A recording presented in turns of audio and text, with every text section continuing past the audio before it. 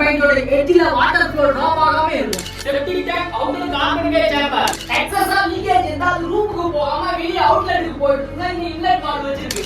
Over heat ஆகுது. Heat tape convert ஆகி normal temperature வந்து ரெடியூஸ் ஆகுது. ஹலோ फ्रेंड्स, எல்லாரும் எப்படி இருக்கீங்க? நல்லா இருக்கீங்க நம்புறேன். நம்ம ஹியூமன்ஸோட ஸ்ட்ரக்சரல்ல பேஸ் பண்ணா நம்ம பாடி மூவ்மெண்ட்க்கு நியூரான்ஸ் நரம்பு மண்டலம் ஒரு இம்பார்ட்டன்ட்டான மேட்டர் யாரு? அதே போல ஒரு பில்டிங்க்கு பிளம்பிங் ஒர்க் தான் மெயின் மேட்டர். அந்த வீட்டோட அஸ்திவாரம் கூட சொல்லலாம். மேட்டர் இங்க இருக்கா? சோ இந்த பிளம்பிங் ஒர்க்கை நாம எப்படி ஸ்மார்ட்டா செய்யறதுங்கிறத தான் இந்த வீடியோல பார்க்க போறோம். சோ வாங்க வீடியோக்குள்ள போகலாம்.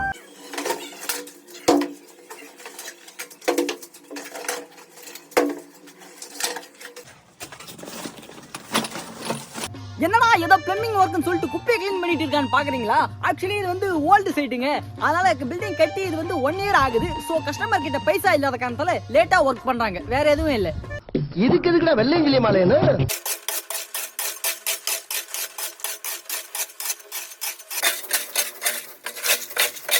இது வரைக்கும் நான் வேலை செஞ்ச சைட்ல எல்லாமே மண்ணு ஜல்லி செங்கல் எல்லாமே ரோட்ல தான் இருக்கும். ஆனா இது சென்னையில Anna Nagar, so ரிச்சஸ்டான area.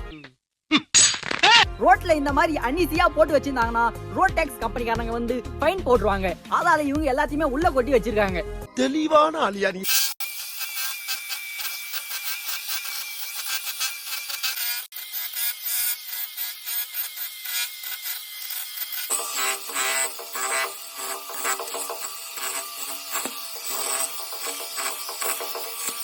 First of all ட்ரைனேஜுக்கு போக வேண்டிய வேஸ்ட் லைன் எல்லாத்தையுமே மார்க் பண்ணி பிரேக்கிங் மிஷினை வச்சு உடைச்சு வச்சுக்கணும். ஏன்னா அப்பதான் நமக்கு வாட்டர் லைன்லாம் எந்த பாயிண்ட்ல வரும்னு கரெக்டா கெஸ் பண்ண முடியும்.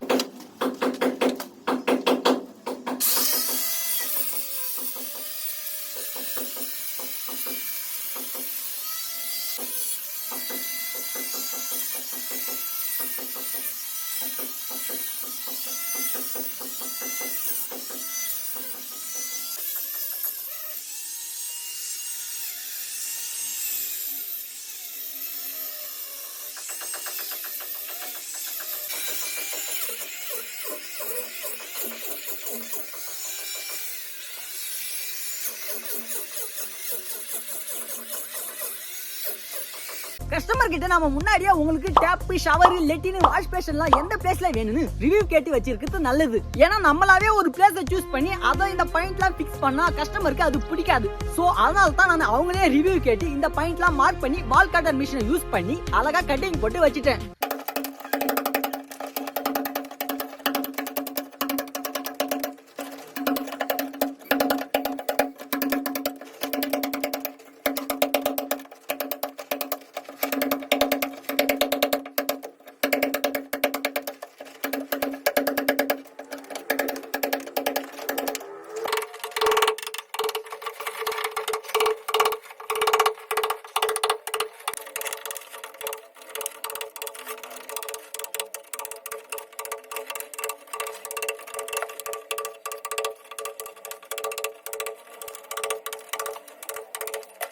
நாம கட்டிங் போட்ட வேஸ்ட் பீஸ் எல்லாத்தையுமே பிரேக்கர் மிஷின் யூஸ் பண்ணி ஈஸியா உடைச்சிருக்கலாம்.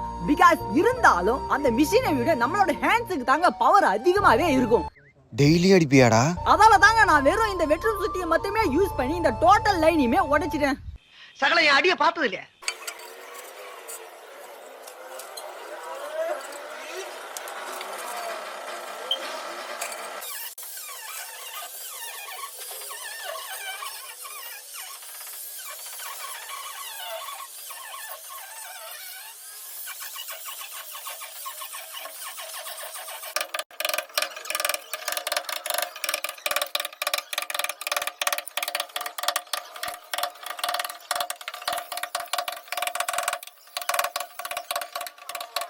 பால்கனில வாஷ் பேஷன் பாயிண்ட்ன்றது ஒரு இம்பார்ட்டன்டான நீட். ஏன்னா நம்ம டைம் பாஸ் ஆகணுன்றதுக்காக ஸ்நாக்ஸ் சாப்பிடுவோம், அப்புறம் வேடிக்கை பார்ப்போம். சோ நமக்கு ஹேண்ட் வாஷ் பண்ணணும்னு தோணும். சோ இங்க ஒரு வாஷ் பேஷன் பாயிண்ட் இருந்தா நல்லா இருக்குமே தோணும். அதனால தான் நான் இங்க ஒரு வாஷ் பேஷன் கனெக்ஷனை கொடுத்திருக்கேன். கரெக்ட். ஓ இன்வால்வ்மென்ட் நான் பாராட்டுறேன்.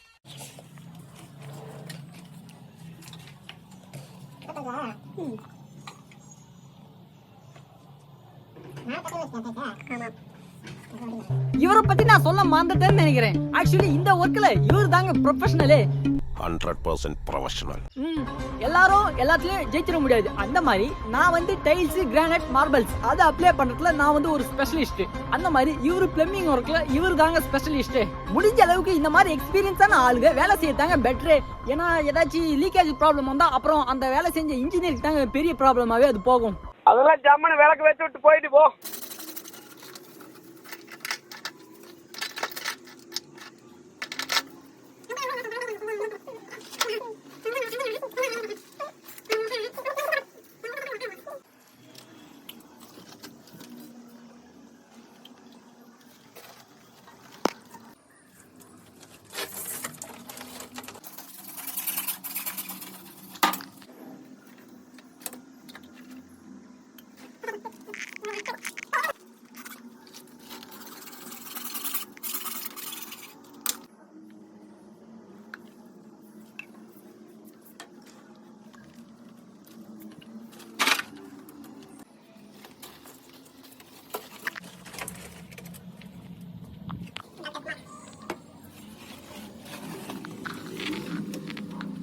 வாட்டர் லைனுக்கு யூஸ் பண்ற பைப் பாத்தீங்கன்னா 2 டைப்ஸ் இருக்கு, யூபிவிசி, சிபிவிசி. இந்த யூபிவிசி பைப் எடுத்து வெளியில அவுட்டோர்ல வர லைனுக்கு யூஸ் பண்ணுவாங்க.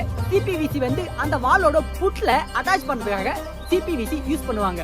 இப்போ நாங்க யூஸ் பண்ற பைப் எதுன்னு பாத்தீங்கன்னா சிபிவிசில முக்கால், அதாவது 3/4 சொல்லுவாங்க இந்த பைப்ஸ்.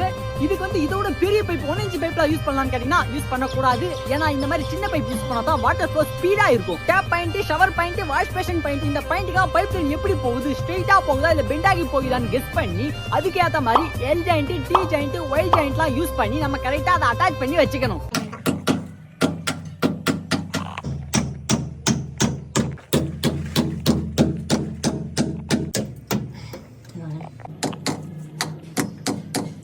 நம்ம ஃபிக்ஸ் பண்ற இந்த ஜாயிண்ட்ல ஸ்ட்ரைட்டா இருக்காது. சோ ஒரு ரிங் மாதிரி ஆடிட்டு தான் இருக்கும். அதனால தான் இந்த ஆணியை வச்சு நம்ம ஃபிக்ஸ் பண்ணா அது கரெக்ட்டா ஸ்டேபிளா இருக்கும். பைப்ஸ்லாம் எப்படின்னா ஆடிட்டே கிடக்கும், நமக்கு என்னன்னு விட்டுட்டு போயிடலாம். ஆனா டைல்ஸ் சொல்றவங்களுக்கு இது பெரிய கஷ்டமாவே போயிடும். ஏன்னா இப்ப டைல்ஸ் சொல்றவங்க யாருமே ஒழுங்கா பிளாஸ்டர் பண்ணிட்டே ஒட்ட மாட்டாங்க, அப்படியே பேஸ்ட் யூஸ் பண்ணி ஓடிட்டு போயிடறானுங்க.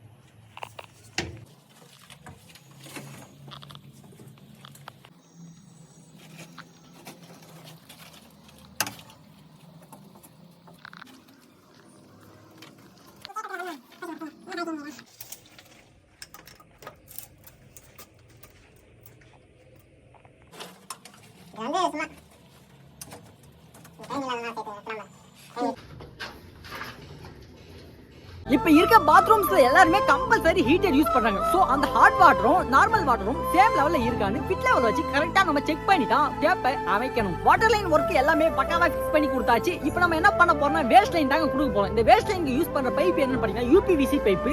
அதுவும் 2 இன்ச் பெரிய பைப் தான் நம்ம யூஸ் பண்ணி ஆகணும். ஏன்னா அப்பதான் வாட்டர் ஃப்ளோ கரெக்ட்டா போகும்.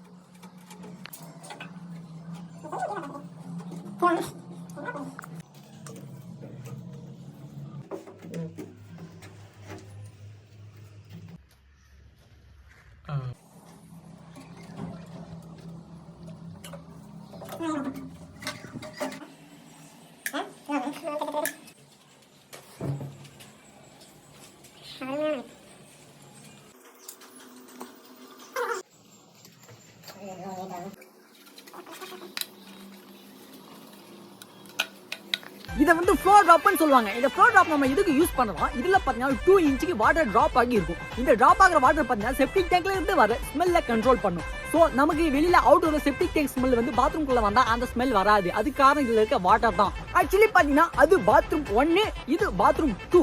அதாச்சும் நான் என்ன சொல்ல வரேன்னா, இது வந்து டப்புன்னு ஜாயிண்ட் போட்டு ஒய் ஜாயிண்ட், எல் ஜாயிண்ட், ஷூலாம் போட்டு நம்ம முறுக்கி சரசரசன்னு வேலை முடிஞ்சிட்ட மாதிரியே இருக்கும். அது உங்களுக்கு கரெக்டா புரிஞ்சிருக்காது. அதுக்கு தான் நான் வந்து இந்த செகண்ட் பாத்ரூம் லைனையும் நான் உங்களுக்கு வீடியோ ஃபுட்டேஜ் எடுத்து வச்சிருக்கேன். ஸோ இதில் பார்த்தீங்கன்னா உங்களுக்கு பக்காவா புரியும் என்ன வேலை நடக்குதுன்னு.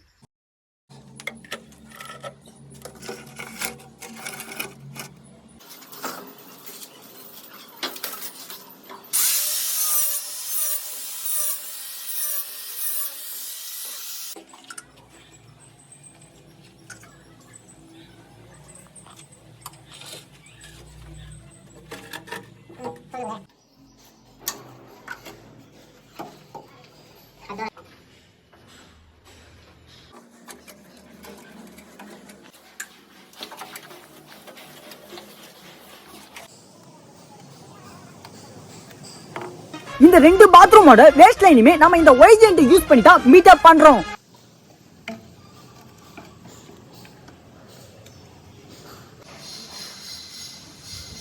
ஆக்சுவலி இதுக்கு டி ஜாயிண்ட் யூஸ் பண்ணிக்கலாமே, எதுக்கு ப்ரோ நீங்க ஒய் ஜாயிண்ட் யூஸ் பண்றீங்கன்னு உங்களுக்குள்ள ஒரு क्वेश्चन இருக்கும். பிகாஸ் டி ஜாயிண்ட் போடலாம் ஓகே தான், ஆனா அந்த டி ஜாயிண்ட் போட்டா 2 பாத்ரூமுமே வாட்டர் பாத்தீங்கன்னா சீக்கிரமா ட்ரை ஆகாது. ஏன்னா ஒரு சைடு இருந்து வர வாட்டர் பாத்தீங்கன்னா இன்னொரு சைடு மேடா இருந்துச்சுன்னா அந்த டவுனுக்கு தான் அந்த வாட்டர் போகும். சோ ஆனா ஒய் ஜாயிண்ட் போட்டா இந்த மாதிரியான ப்ராப்ளம்ஸ் வராது. ஏன்னா இது வந்து சிங்கிள் வேவா கன்வெர்ட் ஆகி போயிடுது. இந்த ஜாயிண்ட் பார்த்தா சிங்கிளாவே போயிடும், இந்த ஜாயிண்ட்டும் சிங்கிளாவே போயிடும். அதனால வாட்டர் பாத்தீங்கன்னா சீக்கிரமாவே ட்ரை ஆயிடும்.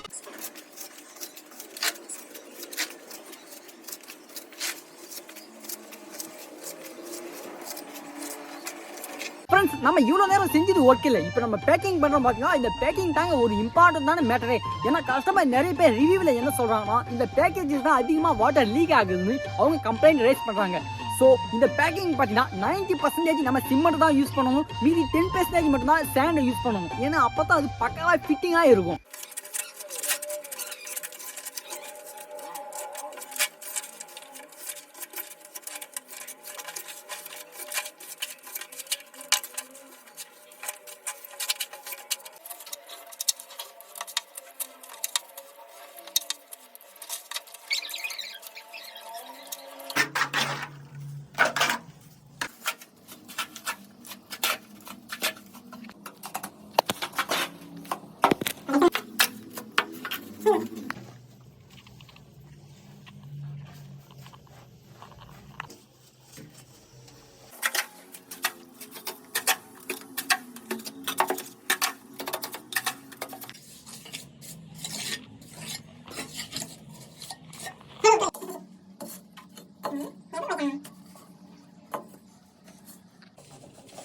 Hey, it's round big.